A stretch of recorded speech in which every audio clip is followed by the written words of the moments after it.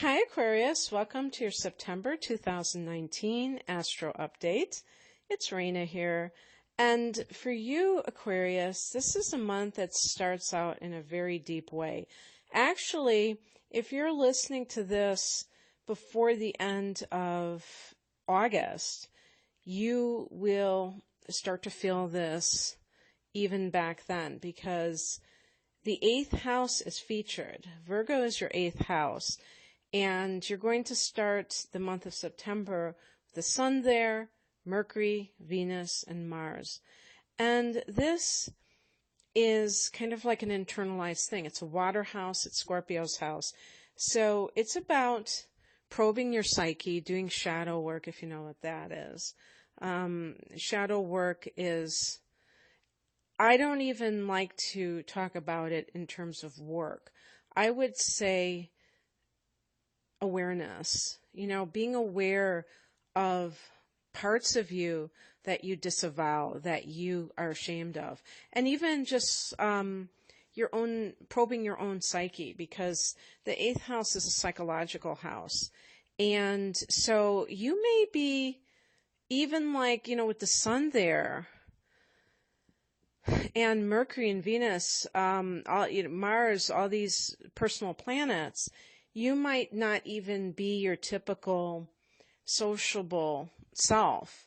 You may be more, I don't even want to call it introverted because that sounds like you're hiding from the world. Really, you're not hiding from the world. You're feeling like you don't want to deal with superficiality in life, People in their natal charts who have some prominent planets in the 8th house will naturally be like this all the time. Okay, but this is a transit, so it might be kind of a fleeting influence for you, but it still could have a profound effect on you at the beginning of the month. And then it'll, lighten up because then the energy moves to your 9th house, which is Sagittarius house. So that's much more something you have an affinity for. It's a sextile to Aquarius, and it's just like it's ruled by Jupiter. There's more of a buoyancy with that house. But anyway, one possible effect of this is something to do with shared resources. The typical go-to example is an inheritance because the 8th house is also the house of death.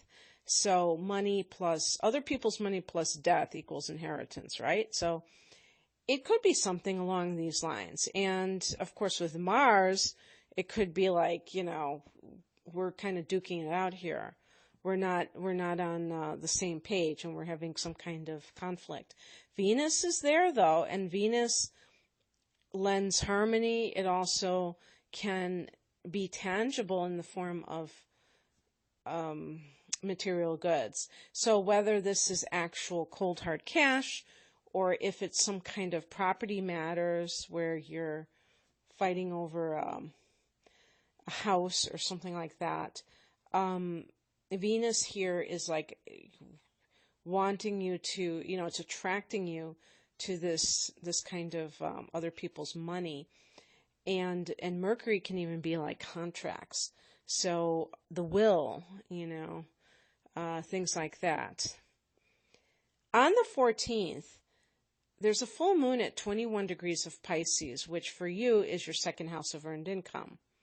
Now, isn't it interesting? We have all this energy in the shared resources sector, and then we have a full moon, either culmination or ending, in the 2nd house of the money that you earn. But, quite frankly, I've said this before, is that I tend to generalize the money of the 2nd house as just being money that you receive, for yourself to spend. And not worried about whether or not you actually earn it. So who knows? Maybe that's when the situation with the 8th house is settled. Actually, the 8th house situation could be if you're getting divorced and you're, trying to, split up your possessions with your ex. And maybe you're in some kind of a court battle for that. But there might be something resolved mid-month. Or if the full moon in the second means you getting a raise or you getting some kind of commission for some work that you've done. On that same day, Mercury and Venus go into Libra, which is your ninth house. So that's the first foray into the ninth house. So Mercury and Venus can be, especially if you have, Aquarius being an air sign. I could see an Aquarius person really like meeting people electronically because your ruler Uranus rules technology. So perhaps you've met somebody clear across the world and you're talking to them. Ninth house can be foreign travel, but just foreign affairs in general, other countries. The expansion of the ninth house can be geographical, it can be mental, so it can involve universities. Mercury in the ninth can be teaching or learning at a higher learning institution. And of course, September is the month when a new school year, at least in the northern hemisphere, tends to begin. Venus in the ninth can mean that you have the money to attend school. Maybe that could be something that was going on, trying to get a student loan when those planets are in the eighth house and going back and forth. And now you have the money and now you can do this. And, of course, anything to do with teaching is going to involve Mercury, and Venus could be making a profit from it. Publishing is another possibility.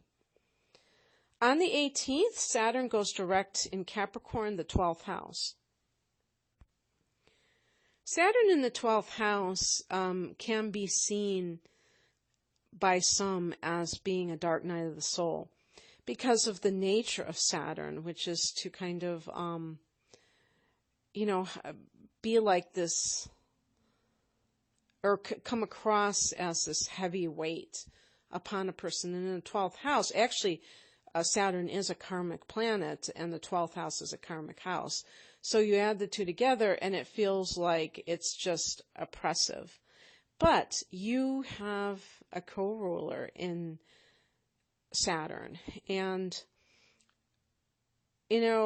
I think that you interpret Saturn's influence in a different way than maybe some others do. So it's very important under these circumstances to be able to look at your life and see that whatever is happening now is just in this moment, rather than assume that it's a permanent thing. I think it's easier for us to do this as we get older. When we're younger, we tend to think that everything is a calamity because we don't realize that this too shall pass. I mean, it's not as easy to grasp that. It just feels like we're just living so much in that moment that nothing else seems to matter. Everything else seems to drop away. So Saturn in the 12th house makes it easier for you to get a handle on those things which have a tendency to do you in. The 12th house is the house of self-undoing. It's the house of, bad habits. Saturn can give you discipline to handle these habits. Now, one thing that I'm saying, I said the dark night of the soul, I shouldn't have just made it seem like that's just what this boils down to. Not at all. Saturn in the 12th house can be establishing a spiritual, like a meditation routine or something along those lines, which can be awesome, an awesome benefit for your life. But while Saturn has been retrograding since late April, I guess it's been, you may have slacked off, and now you're getting back in the saddle again. On the 23rd, the sun goes into Libra, the equinox power period, where, the sun is going into a cardinal sign, this time Libra, and this is affecting your 9th house. So the sun in the 9th house can be you feeling more optimistic, feeling more expansive. Maybe you have felt a little bit kind of like claustrophobic doing all that introspective work, and now you're ready to just kind of let down your hair and be more like a free-wheeling soul. And that's what Sagittarius represents. The 8th and 9th houses have certain similarities, related to spirituality.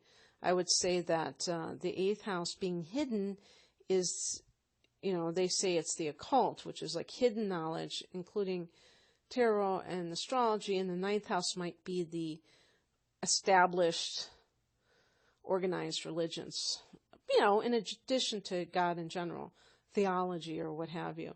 Now, both of these function in important ways because the 8th house gives us those beliefs that don't necessarily have dogma attached to them. They just are.